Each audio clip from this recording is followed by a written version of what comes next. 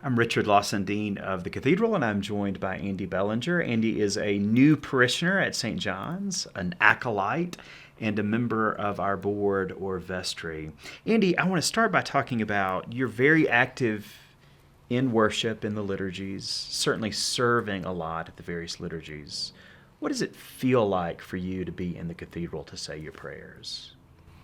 I just feel it's really a privilege and a blessing to be there, and I appreciate all the large pomp and circumstance that we do, but also my favorite things are the small things that I'm witness to when people are praying for vestry members or for acolytes, or when we lose an acolyte, those that show up to wish them farewell. I just think that those smaller moments mean more to me than some of the bigger things that happen. And the kids in front, when they're louder than the adults, and I just have to smile because they're really just speaking their faith right there, and it's just great to be witness to that.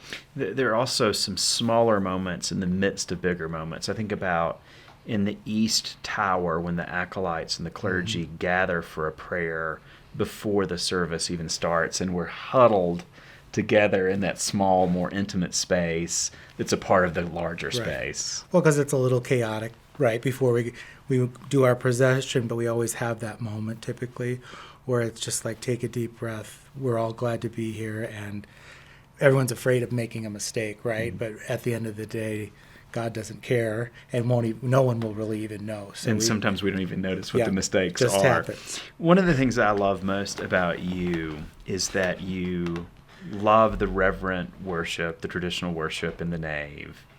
But then, as you know, we process out, and we process all the way around to the eastern wall of the cathedral on All Souls Walk, the columbarium, for coffee hour.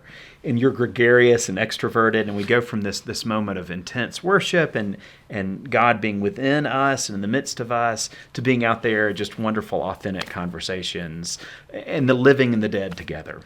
Right. I think that's really kind of a really special place because I've participated in some of those funerals, and I've witness, sons and daughters putting their moms and dads in the columbarium, and what a private moment for someone that we get to see from the sidelines, and they're all there, those spirits and souls. Oh, that's lovely.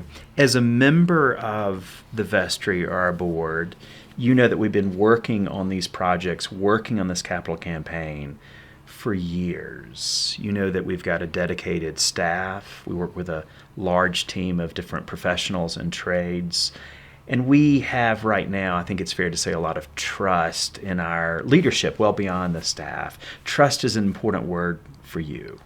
Very much so. And I see it in the thoughtfulness in our meetings, how we try to treat other people with respect, and we're making tough decisions, but they're made with a very thoughtful intent. So I'm so grateful that you give to the cathedral financially in a variety of ways. You support our annual operations with an annual pledge. You support the Friends of Music giving program, which of course supports the choir and the musical programs. And you've made a commitment to this capital campaign. Why are all three forms of giving important to you? Well, my partner Joey and I just feel that this is a really such a cool time for us to be able to participate in the future, and we try not to take just the average Sunday for granted, and how important it is for us to be here.